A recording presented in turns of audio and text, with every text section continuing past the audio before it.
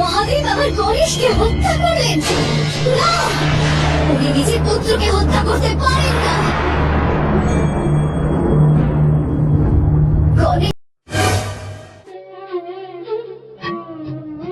আজ অনেক দিন পর মহাদেবের জন্য লাড্ডু বানাচ্ছি। আশা করি প্রভুর খুব পছন্দ হবে। প্রণাম মাতা, আপনি এখানে আর আমি আপনাকে গোটা কৈলাসে খুঁজে বেড়াচ্ছি। তাই নাকি? আচ্ছা বলো, আমাকে এত খুঁজছো কেন? দেবাদিদেব মহাদেব জানালেন উনি এক্ষুনি প্রাসাদে আসবেন না, ওনার আসতে সময় লাগবে। আচ্ছা, আমি এখন মহাদেবের কাছে ফিরে যাচ্ছি মাতা, প্রণাম। এই হচ্ছে প্রভুর অবস্থা। আমাকে বললেন একটু পরেই আসবেন, কিন্তু এখন কখন আসবেন কে জানে। এদিকে আমার লাড্ডু বানানো শেষ হয়েছে, তাহলে আমি অযথা সময় অপচয় না করে স্নান সেরে আসি। আশা করি ততক্ষণে মহাদেব প্রাসাদে ফিরে আসবেন। নন্দী, একবার এদিকে এসো তো। প্রণাম মাতা। আমি প্রাসাদের ভেতরে যাচ্ছি স্নান করতে। দেখবে কেউ যেন প্রাসাদে প্রবেশ না করে। মনে রেখো, কেউ না মানে কেউ না। এটা কিন্তু আমার আদেশ। যথাজ্ঞ মাতা, আমি পাহারায় আছি, আপনি নিশ্চিন্তে যান।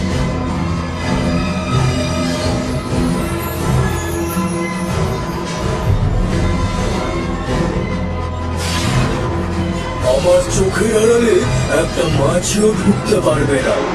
আমি নন্দী, আমি আছি মাতা পার্বতীর পাহারায়। প্রণাম প্রভু, তুমি দেবী পার্বতীকে দেখেছো? আমি ওনাকে খুঁজে পাচ্ছি না। হ্যাঁ প্রভু, মাতা প্রাসাদে প্রবেশ করেছেন স্নান ঘরে, আমাকে এখানে পাহারায় রেখেছেন যেন কেউ ভেতরে প্রবেশ করতে না পারে। আমায় এখনই পার্বতীর সাথে একবার দেখা করতে হবে। কিন্তু প্রভু, মাতা যে আমাকে আদেশ দিয়েছেন কেউ যেন প্রাসাদে প্রবেশ করতে না পারে, তার কি হবে? দেখো নন্দী, পার্বতীর সেই আদেশ অন্যের জন্য, আমার জন্য নয়। আমি তার স্বামী, তিনি আমায় প্রবেশ করায় বাধা দেবেন না। তাই প্রাসাদের দরজা থেকে সরে দাঁড়াও। ঠিক আছে প্রভু, আপনি যখন বলছেন তাহলে আমি সরে যাচ্ছি। মাতার নির্দেশ অমান্য করতে আমি বাধ্য হলাম আমার প্রভুর সামনে।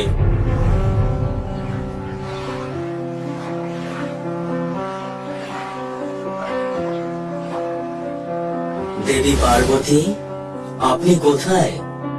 এই যে মহাদেবের কণ্ঠস্বর, কিন্তু তিনি এখানে আসবেন কি করে? আমি যে নন্দীকে পাহারা রেখেছি। দেবী পার্বতী, আপনি এখানে? আর আমি আপনাকে সর্বত্র খুঁজে বেড়াচ্ছি। এই কি স্বামী, আপনি এখানে? আমি যে নন্দীকে পাহারায় বসে এলাম, বললাম কেউ যেন প্রবেশ না করতে পারে, তারপরেও আপনি প্রবেশ করতে পারলেন কি করে? আপনাকে প্রবেশ করতে দিল কেন নন্দী? শান্ত হন দেবী, আমি যে ওর প্রভু, ওর সাধ্য নেই আমাকে আটকায়। আপনি এখানে এসে মোটেও ঠিক করেননি, আর নন্দীও আমার আদেশ অমান্য করে আমাকে অপমান করলো। না দেবী, নন্দী আপনাকে অপমান করেনি, প্রভুর আদেশ মান্য করেছ। ঠিক আছে, তুমি স্নান সেরে নাও, আমি পরে আসছি। আমি ওকে পাহারায় বসে এসেছিলাম তা তো ঠিক, কিন্তু ও যে মহাদেবের ভক্ত, মহাদেবকে আটকানোর ক্ষমতা ওর নেই। সর্বদা প্রভুর সেবায় ও মগ্ন থাকে। তবে এমন একজন আমার চাই যে কেবল আমারই কথা শুনবে, অক্ষরে অক্ষরে পালন করবে আমার আদেশ।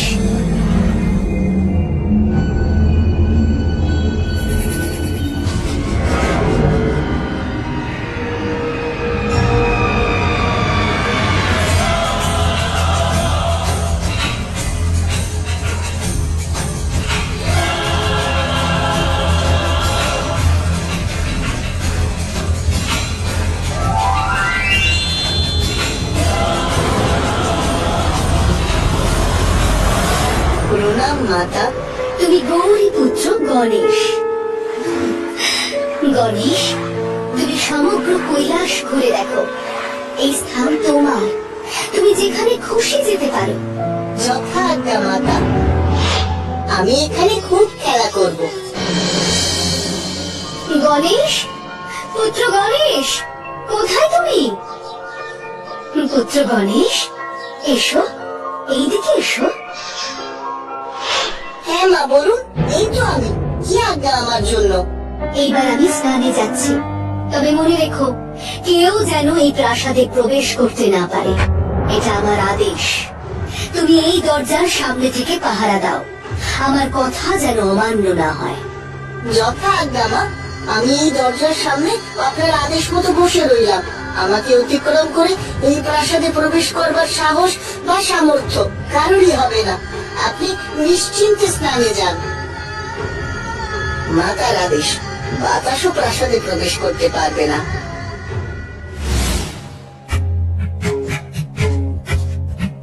কে তুমি বালক? আমার পথ আটকালে কেন? ক্ষমা করুন প্রভু, আমি আপনাকে ভেতরে যেতে দেব না। আমি পার্বতীর পুত্র গণেশ। তাই নাকি? তুমি পার্বতী পুত্র গণেশ? হ্যাঁ, আমি আমার মায়ের আদেশ পালন করছি। আমার মা বলেছেন যতক্ষণ না তিনি আদেশ করছেন আমি যেন কাউকে ভিতরে প্রবেশ করতে না দিই। তাই? আচ্ছা পার্বতী পুত্র, বেশ। তবে এই আদেশ আমার জন্য নয়, আমি পার্বতীপতি মহাদেব। সরে যাও বালক। কিছুতেই না। যতক্ষণ না পর্যন্ত মা আমায় আদেশ করছেন আমি কাউকে ভিতরে প্রবেশ করতে দেব না। এমনকি বাতাসেরও এই প্রাসাদে এখন প্রবেশ নিষেধ। আমি বাতাসকেও প্রবেশ করতে দেব না। জেদ করো না বালক, সরে যাও বলছি। এ অসম্ভব। কে? অসম্ভব? এত বড় কথা? তোমার আমার রাগ সম্পর্কে ধারণা নেই। আমি রেগে গেলে সৃষ্টি ছাড়খাড় হয়ে যায় বালক। আমার পথ থেকে সরে দাঁড়াও। শান্ত শান্ত হয়ে যান প্রভু, আমি ওকে বোঝাচ্ছি। বালক, তুমি সরে যাও প্রভুর রাস্তা থেকে, নইলে বিরাট বড় ক্ষতি হয়ে যেতে পারে। তুমি আর জেদ করো না, ভবিষ্যৎ নিয়ে ভাবো। ভবিষ্যতে পরিণাম যাই হোক না কেন আমি আপনাকে পথ ছেড়ে দিতে পারবো না। এ কি গণেশ, তুমি এখানে? এটা তোমার খেলার জায়গা নয়। সরে যাও প্রভুর রাস্তা থেকে। সূর্য পশ্চিমে উঠতে পারে, কিন্তু গণেশ নিজের কথা থেকে সরে দাঁড়াবে না। আমার মায়ের আদেশ পালন করা আমার পরম ধর্ম। মূর্খ বালক, সরে যাও। তুমি কিন্তু আমার ধৈর্যের পরীক্ষা নিচ্ছ, ফলাফল ভালো হবে না। প্রভু প্রভু শান্ত হন প্রভু, আমি দেখছি ও তো ছোট্ট, কিচ্ছু বোঝে না। আমি ওকে সরিয়ে দিচ্ছি বুঝিয়ে সুঝিয়ে। ভালো কথায় কাজ না দিলে নিজের অস্ত্র দিয়ে ভয় দেখাও। আমি আর এখানে দাঁড়াবো না। দেখো বালক, প্রভুর পথ থেকে সরে যাও, উনি রেগে গেলে অনর্থ হয়ে যাবে। আমার কথা শোনো, শোনো দয়া করে। তোমার কথায় আমি পথ থেকে সরবো না। ক্ষমতা থাকলে সরিয়ে দেখাও। কি? এত বড় কথা? তুমি উপরন্তু আমাকে চোখ দেখাচ্ছ? শোনো, আমার কিন্তু অনেক শক্তি। আমি মুখের কথায় বিশ্বাস করার পাত্র নই। তোমার শক্তি থাকলে প্রয়োগ করো, দেখি তোমার কত শক্তি। তবে রে,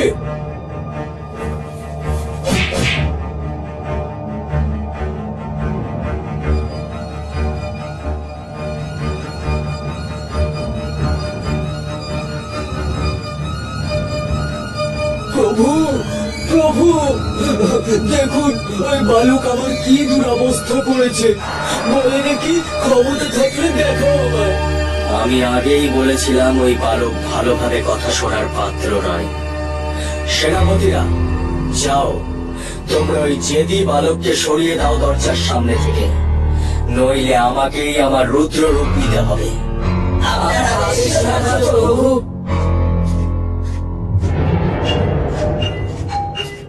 ওই নন্দী নিজে হেরে এবার দল পাঠিয়েছে। কোনো ব্যাপার না, এবার তোমাদের সবাইকে আমি মজা দেখাবো। চলে এসো তোমরা, দেখি কার গায়ে কত জোর। এই কি, ওইটুকু ছোট্ট বালক গণেশকে না বুঝিয়ে মহাদেব নিজের সেনা পাঠালেন ওর সাথে যুদ্ধ করতে? না, আমাকে এর মধ্যস্থতা করতেই হবে।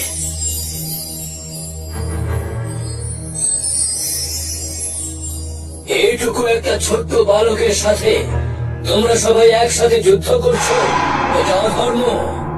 পুত্র গণেশ, তোমার এত জেদ করা ঠিক নয়। নিজের পিতার আজ্ঞা পালন করা উচিত। যে আমি নয়, পিতা নিজেই করেছেন। না, শোনো বালক, তোমার পিতার আজ্ঞা পালন করা উচিত। ওনাকে পথ ছেড়ে দাও। পিতার আজ্ঞা পালন করলে মায়ের আজ্ঞা পালন করবো কি করে?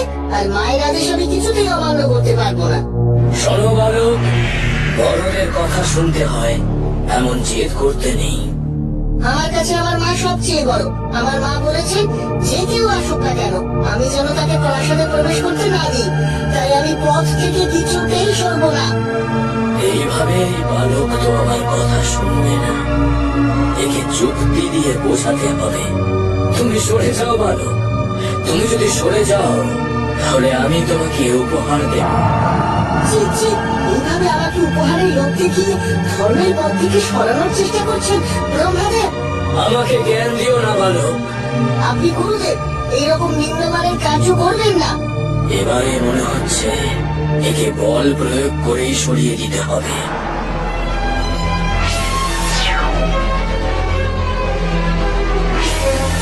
এ কি করে সম্ভব?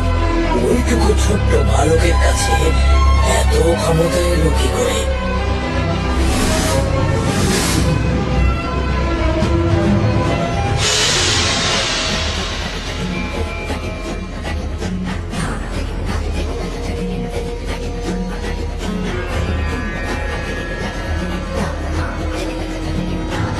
শান্ত হন দেবাদিদেব মহাদেব। এবার পুরো সৃষ্টি ধ্বংস হয়ে যাবে আপনার রাগের আগুনে। বন্ধ করুন আপনার এই তাণ্ডব নৃত্য। শান্ত হন প্রভু, শান্ত হন প্রভু। অনর্থ অনর্থ হতে চলেছে এবার। মহাদেব যে রেগে আগুন।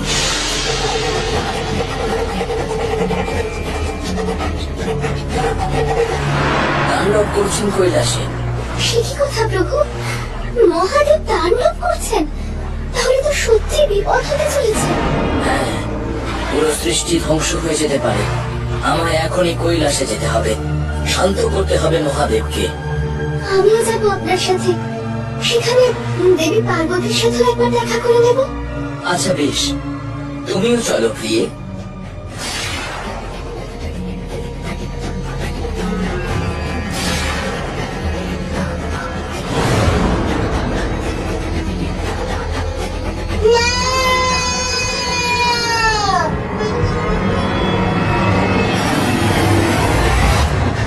না না, এই কি? মহাদেব আমার গণেশকে হত্যা করলেন। না, উনি নিজের পুত্রকে হত্যা করতে পারেন না। গণেশ, পুত্র গণেশ, পুত্র গণেশ, ওঠো, ওঠো পুত্র। স্বামী, হে আপনি কি করলেন? রাগের কারণে নিজের পুত্রকে নিজে হাতে হত্যা করলেন। উপস্থিত সমস্ত দেবতারা সবাই মুখ বন্ধ করে এই অন্যায় দেখলেন। ব্রহ্মা, বিষ্ণু, মহেশ্বর তিনজনেই উপস্থিত। ছি ছি ছি ছি ছি, কারণ এই ছোট্ট শিশুর উপর দয়া হলো না? একটা ছোট্ট বালককে হারানোর জন্য আপনারা সকলে নিজেদের সর্বস্ব জোর লাগালেন। এতটাই দরকার ছিল একটা ছোট্ট বালককে হারানো? সত্যি তো, ও তো ধর্মের পথে হাঁটছিল। ওকে অধর্ম করতে জোর করেছিলেন আপনারা। এখানে এখানে ওর দোষ কোথায় ছিল বলুন আপনারা? আপনারা চুপ করে আছেন কেন? বলুন বলুন। ছোট গণেশের প্রাণ নিয়ে আপনার রাগ কি শান্ত হয়েছে স্বামী? যদি না হয়ে থাকে তবে আমারও প্রাণ নিয়ে নিন। এ আপনি কি বলছেন দেবী? আমি আমার পুত্রকে জীবিত ফিরে পেতে চাই। ওকে প্রাণ দান করতে হবে। তা না হলে আমিও প্রাণ ত্যাগ করব। আমার পুত্র তো নির্দোষ ছিল। আমি ন্যায় চাইছি। আমাকে ক্ষমা করুন দেবী, তবে ওর প্রাণ ফেরানো যে সম্ভব নয়। তবে তবে আমি এখানে আমার প্রাণ ত্যাগ করব। হে মহাদেব, আপনি আপনি আপনার রাগের কারণে নিজের পুত্রকে হত্যা করেছেন। এবার আপনাকেই গণেশের প্রাণ ফিরিয়ে দিতে হবে, নইলে দেবীর ক্রোধে সমস্ত সৃষ্টি ধ্বংস হয়ে যাবে। রাগের বশবর্তী হয়ে যে কাজ আপনি করেছেন তার এটাই একমাত্র প্রায়শ্চিত্ত। কিন্তু ত্রিশূলের আঘাতে কেটে যাওয়া মুন্ডু পুনরায় জোড়া দেওয়া কখনোই সম্ভব নয়। এখন একটাই উপায় আছে, অন্য কোন বালকের মাথা যা আপনার ত্রিশূলে কাটা হয়নি তা জুড়ে দেওয়া হোক গণেশের ধরের সঙ্গে। যাও নন্দী ভৃঙ্গি, তোমরা যাও।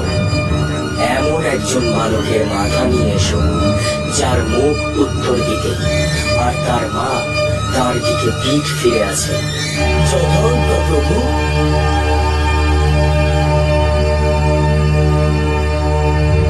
সর্বত্র ঘুরে ঘুরে কোথাও কিছু না পেয়ে শেষে নন্দী আর ভৃঙ্গি উপস্থিত হয় এক জঙ্গলে। সেখানে হরিণ শাবকের মাথা বাঘের মাথা পেলেও মহাদেবের শর্ত মিলছিল না। শেষে জঙ্গলের অনেকটা ভেতরে একটা হস্তি ও তার শাবককে দেখে ওরা। সেই শাবকের মাথা উত্তর দিকে আর তার মা পিঠ ফিরিয়ে শুয়ে রয়েছেন। মহাদেবের শর্ত অনুযায়ী একমাত্র এই হস্তি শাবকের মাথাই উত্তর দিকে আর তার মা পিঠ ফিরে শুয়ে আছে। তাহলে কি এই হস্তি শাবকের মাথা নিয়ে যাব? যা পেয়েছো সেটাই নিয়ে চলো, দেরি করা ঠিক হবে না। আচ্ছা, তাই চল।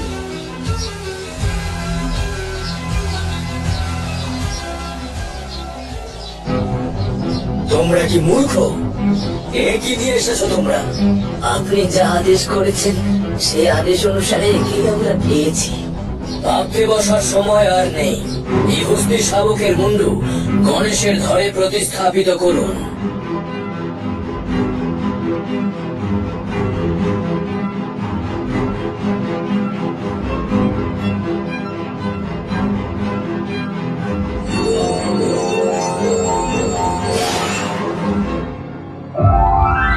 মা, মা, মা।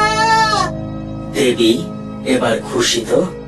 মহাদেব, আপনি ওকে জীবন দান তো দিলেন, কিন্তু এই রূপ দেখে সবাই যে ওকে নিয়ে হাসবে। তুমি নিশ্চিন্ত থাকো দেবী, তেমন কিচ্ছু হবে না। আমি আশীর্বাদ করছি, যুগে যুগে এই সমগ্র সৃষ্টি ওর পূজা করবে। এই বালক গোটা সৃষ্টির কল্যাণ করবে।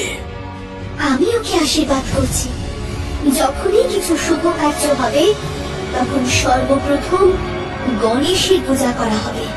সবার পুজোতে আগে পুজো পাবে গণেশ। লোকে তোমায় গজানন বলবে।